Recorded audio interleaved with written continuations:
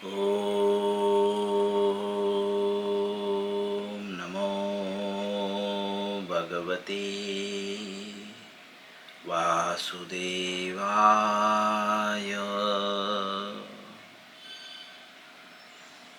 ॐ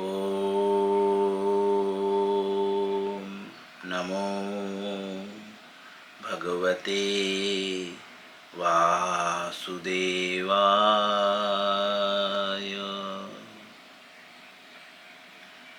ॐ नमो भगवते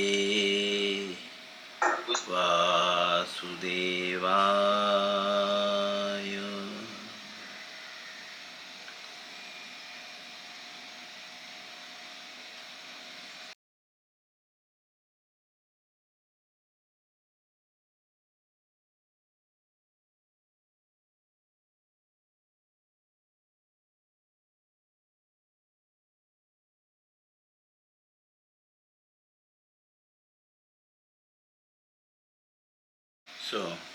सभी लोग मेरे पीछे श्लोकों को पढ़ने का प्रयत्न करेंगे। हमने कल 10वां श्लोक कंप्लीट कर लिया था ना, पूरा तात्पर्य।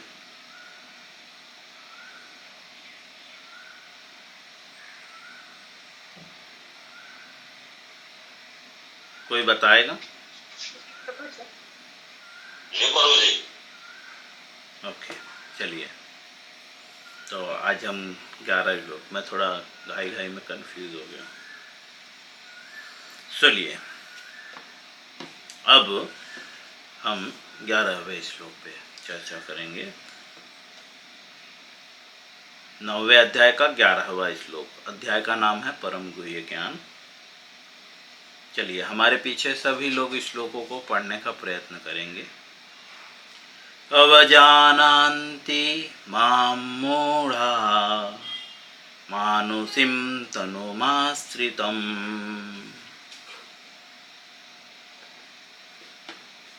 परं भावमजानन्तो मद्भूतमहेश्वरम्। पुनः अवजानान्ति मां मूढ़ा मानुषीं तनुमाश्रितं परं भावमजानन्तो मम भूतं महेश्वरम्। पुनः अवजानान्ति मां मूढ़ा मानुषं तनुमाश्रितं परं भाव न जानन्तो मम भूत महेश्वरम्। चलिए, शब्दार्थ, अनुवाद और तात्पर्य श्रील प्रभुपाद जी के द्वारा। शब्दार्थ: अजानान्ति अर्थात उपहास करते हैं। मां मुझको। मूढ़ा अर्थात मूर्ख व्यक्ति। मानुषीम अर्थात मनुष्य रूप में। तनुम अर्थात शरीर। आश्रितम अर्थात मानते हुए। परम अर्थात दिव्य। भावम अर्थात स्वभाव को। अजानन्तः अर्थात न जानते हुए। मम अर्थात मेरा। भूत अर्थात प्रत्येक वस्तु का। महाईश्वरम अर्थात परम स्वामी।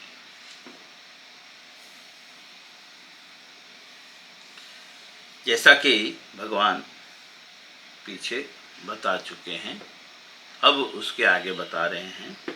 जब मैं मनुष्य रूप में अवतरित होता हूँ तो मूर्ख मेरा उपहास करते हैं। वे मुझ परमेश्वर के दिव्य स्वभाव को नहीं जानते।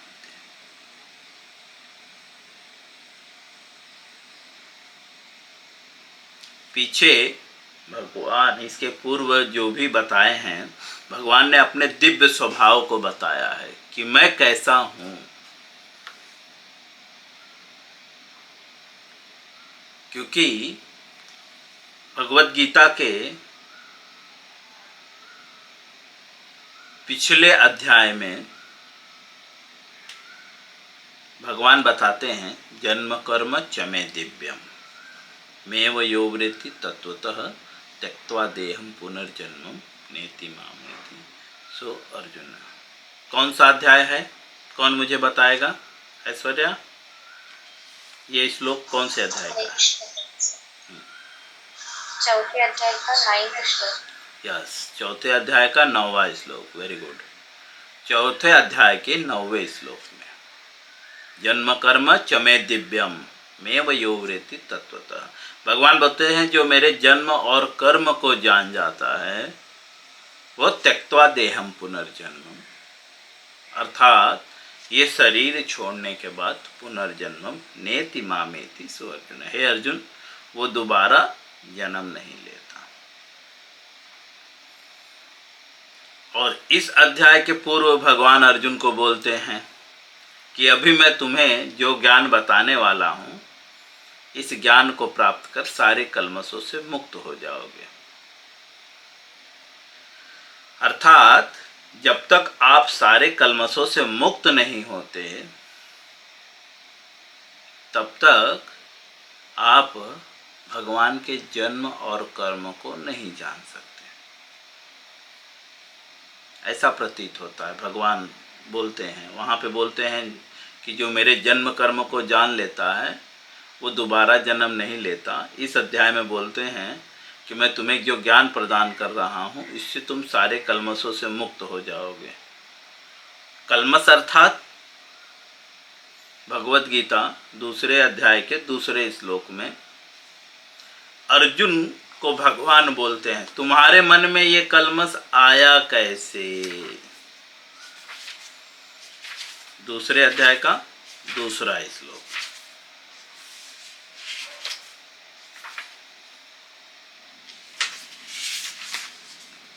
कुतस्त्वा कस्मिन्निदं विस्मे समुपस्थितम् अनार्य जुष्टं स्वर्गम अकीर्तिम करम अर्जुन।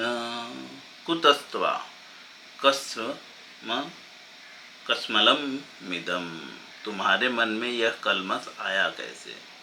शब्दार्थ में पढ़ेंगे और तात्पर्य में पढ़ेंगे तो अर्जुन को भगवान बोलते हैं, हे अर्जुन, तुम्हारे मन में यह कल्मश आया कैसे? और कल्मश बोलते हैं, कल्मश उस व्यक्ति को, मनुष्य के लिए तनिक भी अनुकूल नहीं है जो जीवन के मूल्यों को जानता है। अर्थात जो जीवन के मूल्य को जानता है उसके मन में कभी भी कल्मश आएगा नहीं। कल्मश है क्या? या कल्मश के रहने पे प्रॉब्लम क्या है? तो बोलते हैं इससे उच्च लोक की नहीं अपितु अपयश की प्राप्ति होती है।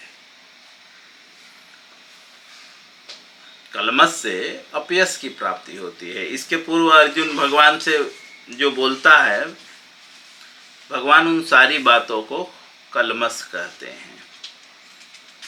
हम फर्स्ट अध्याय में जो है पढ़ेंगे, अर्जुन भगवान को बोलता है, ये मेरे भाई हैं, ये मेरे बंधु हैं, ये मेरे सखा हैं, मैं इनको कैसे मारूं?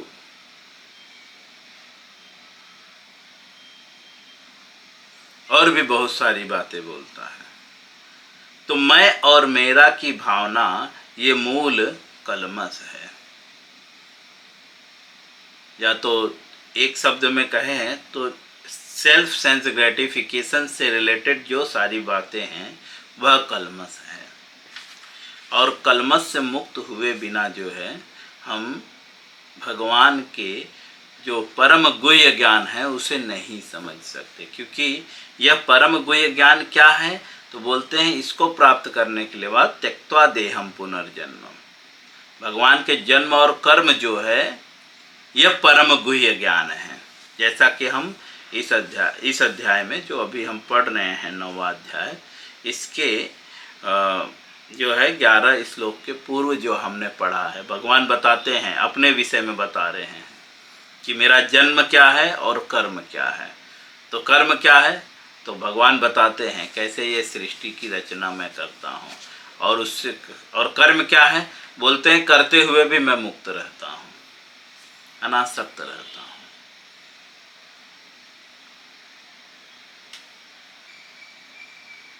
तो यह जो जन्म और कर्म है यह परम गुह्य ज्ञान है, और इसको जानने के बाद जो है व्यक्ति सारे कल्मशों से मुक्त हो जाएगा।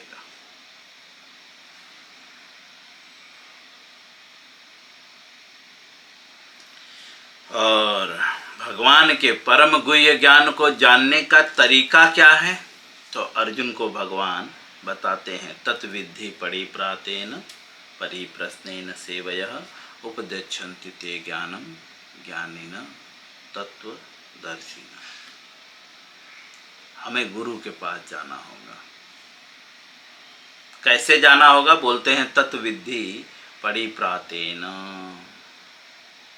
विनित भाव से गुरु के पास जाना होगा। और प्रश्न कैसे करना होगा, परिप्रश्नेन सेवयः, सेवा करते हुए गुरु से प्रश्न करना होगा। ऐसा नहीं कि जाकर ऑर्डर देना होगा, गुरु जी सेवा करते समय सेवा करते हुए प्रश्न करना होगा, तब जाकर गुरु हमें ज्ञान देंगे। त्यक्त्वा देहम, क्या ज्ञान देंगे, ज्ञानिन तत्वदर्शिन। जो ज्ञानी है, ज्ञानी कौन है, गुरु है, तब वह आपको क्या ज्ञान देंगे, तत्वदर्शिन। वह तत्व दर्शन क्या है तो भगवान का जन्म और कर्म, जन्म कर्म चमे दिव्य। ये जो व्यक्ति इस प्रक्रिया से जाएगा वह भगवान के जन्म और कर्म को जान लेता है। अब यहाँ पे बता रहे हैं कि कौन जन्म भगवान के जन्म और कर्म को नहीं जानता, तो बोलते हैं अवजानान्ति माम मूढ़ा। मूर्ख व्यक्ति जो है तो भगवान के जन्म और कर्म को नहीं जानते। क्या करते हैं बोलते हैं उपहास करते हैं, क्योंकि भगवान का जन्म और कर्म कैसा है, दिव्य है। दिव्य का मतलब आध्यात्मिक। भौतिक जगत में सारी चीजें परिवर्तित होती हैं। भौतिक जगत में जन्म का प्रक्रिया जो है बहुत बेकार है कहा जाए तो। आपको इस अवस्था में अगर आपको, या जो बुद्धिमान व्यक्ति है उस अवस्था में अगर वह उस तरह के कंडीशन से गुजारा जाए तो आदमी 10 मिनट भी नहीं रह पाएगा। आप चाहे तो खुद को एक बोरी में बांध लीजिए, किसी को बोलिए कि मैं, जैसे कोई शिशु माता के गर्भाशय में रहता है, उस अवस्था में आप 10 मिनट भी नहीं रह पाएंगे। किसी थैली को लीजिए, पानी से भर दीजिए और उसमें मुंडी एकदम ऐसे ऐसे कैसा तोड़ मरोड़ के, आप देखेंगे आजकल तो मॉडल ज़माना है, हम देख सकते हैं गर्भाशय की स्थिति को कि शिशु कैसा रहता है। बच्चा बच्चा जानता है, छोटे से बच्चे को भी पढ़ाया जाता है। बहुत दयनीय स्थिति है, चाह के भी आप उस स्थिति से मुक्त नहीं हो सकते। लेकिन भगवान का जन्म दिव्य है, भगवान को उस तरह से वो कंडीशन से नहीं गुजरना पड़ता। और वो जो थैली होती है गर्भाशय की, चारों तरफ गंदगी ही गंदगी होती है। माँ जो खाती है सब बच्चे के सर पे फूटता है।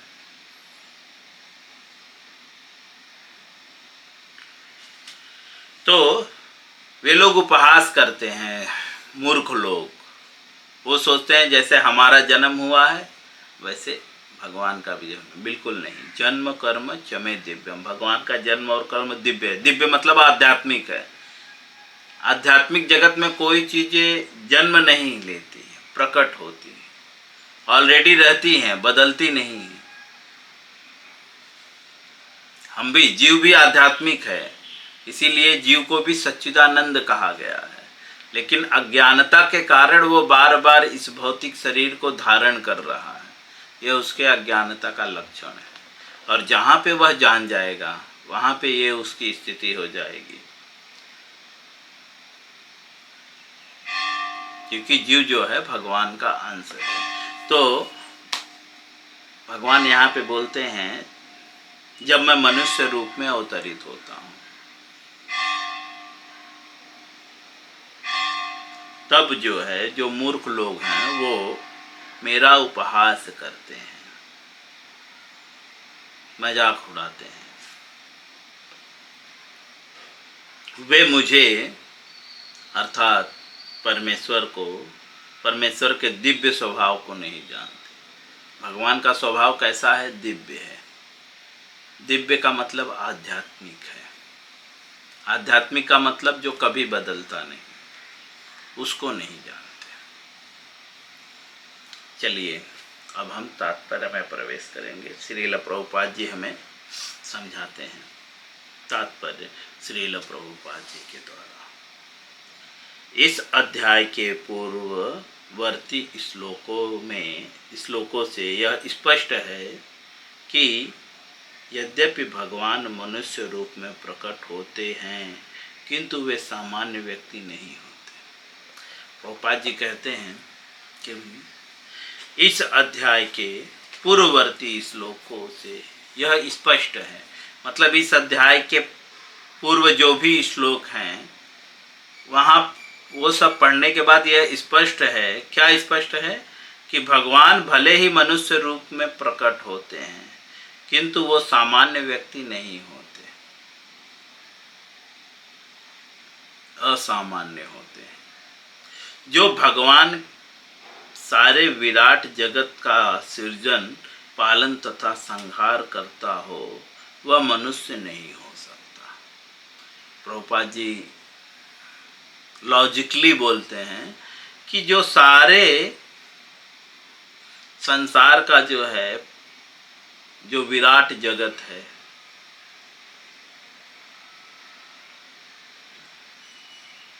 विराट का मतलब जिसका अंत नहीं दिख रहा है व्यक्ति को।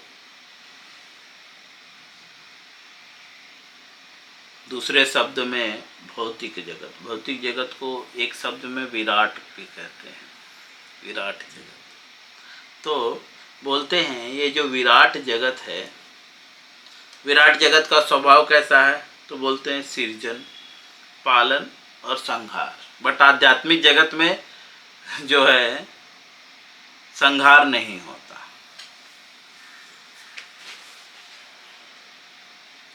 तो जो सृजन, पालन तथा संहार करता हो वह कैसे मनुष्य हो सकता है? क्योंकि मनुष्य सृजन कर सकता है। हम बोल सकते हैं हाँ हम तो सृजन कर रहे हैं ना, बच्चे तो जन्म दे रहे हैं और भी चीज़ें क्रिएट कर रहे हैं। बिल्कुल नहीं। भगवान की इच्छा के बिना अगर हमारी इच्छा से हम बच्चा जन्म दे सक रहे हैं तो आप बताइए कि ऐसे भी बहुत सारी माएँ हैं जो चाह के भी उनको बच्चे नहीं हो रहे हैं। वो क्यों नहीं सृजन कर पा रहे? क्योंकि हम स्वतंत्र नहीं हैं। हम सृजन नहीं कर सकते और पालन भी नहीं कर सकते, और न हम चाह के किसी चीज़ का संहार कर सकते हैं। जैसा कि पिछले श्लोक में स्पष्ट रूप से भगवान बोल देते हैं कि ये जो भौतिक प्रकृति है मेरी अध्यक्षता में कार्य कर रही है।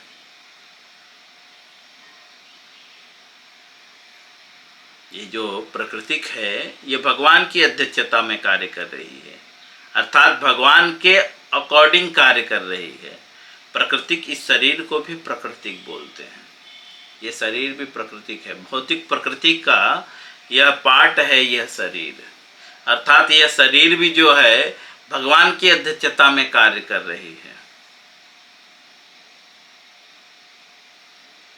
अर्थात ये जो शरीर है, इसका जो फंक्शन है, जो प्रकृति के अकॉर्डिंग है। अगर आप इसको थोड़ा सा भी गलत यूज करने का प्रयास करोगे तो ये आपको उल्टा टॉर्चर करने लगेगी।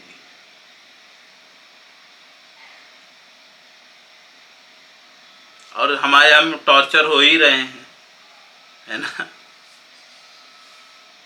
ये प्रकृति के अकॉर्डिंग जब तक इस शरीर को रखोगे तब तक आपको फायदा रहेगा, और जहाँ पे आप प्रकृति के अकॉर्डिंग इस शरीर को नहीं रखोगे वहाँ पे ये शरीर आपको प्रॉब्लम करेगा, और हम प्रॉब्लम से झेल ही रहे हैं। देखिए, ये शरीर जो है, इसको जो जो चीज़ें चाहिए वो चीज़ ना देकर हम इसे मांस दे रहे हैं, तो ये कर क्या रहा है? बीमारियों को जन्म दे रहा है ना। इससे कष्ट किसको हो रहा है? शरीर को हो रहा है? बिल्कुल नहीं। शरीर तो पृथ्वी, अग्नि, जल, वायु से मिलके बना हुआ है, और अंतोगत्वा वह उसी में मिल जाता है। कष्ट तो जीव को हो रहा है, हम कष्ट झेलते हैं। हाँ, हम बोलते हैं ना मुझे तकलीफ है, ये बोलते हैं क्या शरीर को तकलीफ है? नहीं, मुझे तकलीफ है, मेरे शरीर को तकलीफ है, मतलब आपको जो दिया गया है उसे तकलीफ है। शरीर को तकलीफ नहीं है, मुझे तकलीफ है, हमें कष्ट होता है, शरीर को कष्ट नहीं होता।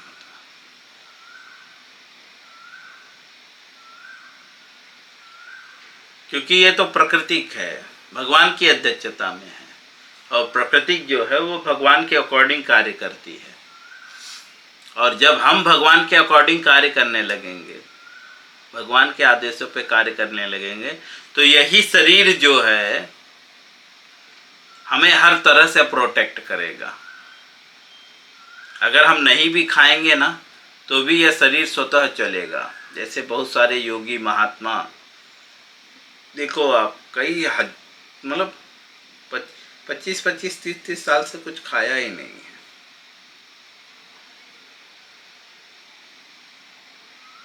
क्योंकि वो शरीर के अकॉर्डिंग कार्य कर रहे हैं। भगवान जैसा चाहते हैं वैसा कार्य कर रहे हैं भगवान के उपदेशों से। इसीलिए जब व्यक्ति भक्ति करता है तो भक्ति का प्रभाव है आहार, निद्रा, भय और मैथुन, ये 4 चीजें स्वाभाविक कम हो जाती है। धीरे धीरे शरीर स्वतः ही आनंद प्राप्त करने लगता है। उसको आनंद प्राप्त करने के लिए स्त्री या स्त्री को किसी पुरुष की जरूरत नहीं पड़ती। आत्मनेव आत्मनो तुष्टो, जब व्यक्ति भक्ति करने लगता है, अर्थात भक्ति क्या है? भगवान की सेवा, व्यक्तिगत लाभ की आकांक्षाओं से रहित होकर भगवान की सेवा। और उसकी विधि क्या है? 9 विधि है। श्रवणम, कीर्तनम, विष्णु स्मरणम, अर्चनम, वंदनम, दास्यम, साख्यम, आत्मनिवेदनम। इस तरह से 9 विधि है भक्ति की, अर्थात भगवान की निस्वार्थ सेवा करने की 9 प्रकार की विधि है।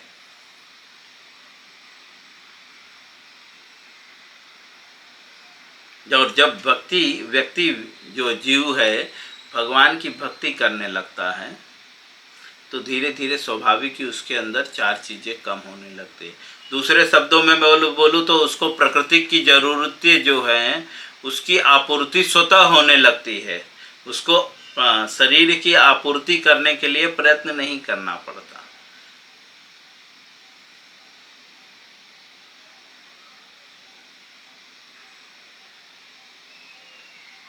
उसी प्रकार से जो है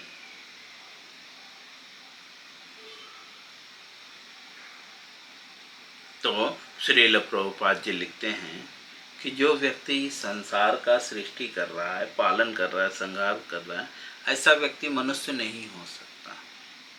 तो भी श्रील प्रभुपाद जी लिखते, तो भी ऐसे अनेक मूर्ख हैं जो कृष्ण को एक शक्तिशाली पुरुष के अतिरिक्त और कुछ नहीं मानते। बोल रहे तो भी वे जानते हैं कि ये जो पालन, क्योंकि हम तो पालन भी नहीं कर सकते, है ना, संहार भी नहीं कर सकते। अगर ये शरीर आप बिना अपने मन से छोड़ दोगे ना तो आपकी क्या दशा होगी, ये तो आज का डिजिटल साइंस भी जानता है। भूत प्रेत बन के भटकते हैं, ये साइंस भी प्रूफ कर चुका है। तो आप अपने हिसाब से शरीर को छोड़ भी नहीं सकते, इसका नाश भी नहीं कर सकते और न इसका पालन कर सकते हैं और न कुछ सृष्टि कर सकते हैं, कुछ उत्पन्न कर सकते हैं। आपकी ताकत से कुछ भी नहीं कर सकते, एक रोंवा भी नहीं हिला सकते। पिछले श्लोक में भगवान स्वयं बोल देते हैं और हम ट्राई भी करें, एक रोंवा उखाड़ के देखें कितना दर्द होता है। आपको सहना पड़ सकता है। आपकी इच्छा से जब भी कुछ करने का प्रयास करोगे तो कष्ट के सिवा कुछ नहीं मिलने वाला। लेकिन सेम चीज़ें जब आप भगवान की इच्छा से स्वीकार करोगे, जैसा कि मैं जैन साधुओं को देखता हूँ, वे बाल को सेविंग नहीं करते, ऐसे उखाड़ते हैं, उनको दर्द नहीं होता। पता नहीं क्यों? क्योंकि वो भगवान की इच्छा के अनुसार करते हैं, भगवान की प्रसन्नता के लिए कार्य करते हैं। इसके लिए उन्हें पेन नहीं होता, पता नहीं, दर्द नहीं होता। वो बाल को हम लोग बाल का सेविंग करते हैं, लेकिन वो बाल सेविंग नहीं करते हैं। वो जो टकले होते हैं सेविंग नहीं करते, उखाड़ते हैं। हमारा एक बाल कभी कभी गलती से उखड़ जाता है तो उसको बरतोड़ हो जाता है, मतलब वहाँ पे एक घाव हो जाता है और वो घाव ना बहुत ही डेंजर होता है। अन्य घावों की तुलना में वो घाव बहुत ही घातक होता है, बहुत जल्दी ठीक नहीं होता। लेकिन वो देखो महात्मा सारे बाल उखाड़ता है, उसको कभी भी घाव नहीं हुआ। ऐसा आज तक कभी नहीं सुना मैंने कि बाल उखाड़ने से उनको बरतोड़ हो गया हो। लेकिन हमारे जीवन में गलती से बाल उखड़ गया है, वो बरतोड़ हो चुका है। तो हम नहीं कर सकते, सक्षम ही नहीं है।